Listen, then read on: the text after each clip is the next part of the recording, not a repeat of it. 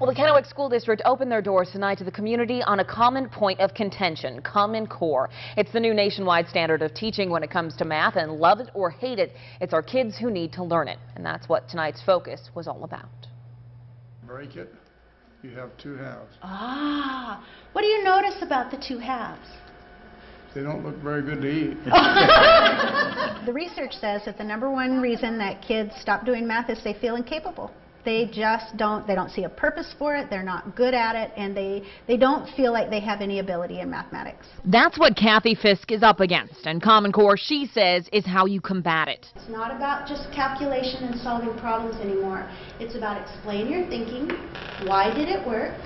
Could you do it another way? For instance, in kindergarten, kids will learn to count to 100 by using ones and tens. By first grade, 10 can then be thought of as a bundle of ones, and by second grade, 100 can be thought of as a bundle of tens. It's the building blocks to then understanding place value. 3, 6, 9, 10, 11. There you go.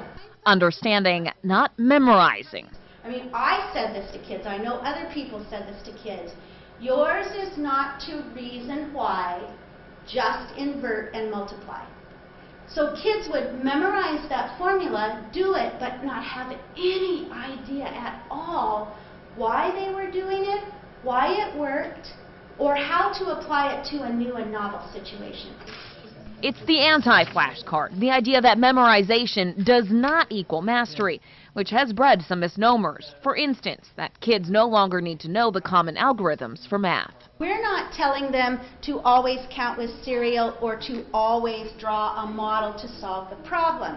We're telling them to do these things first so that they understand what the algorithm means.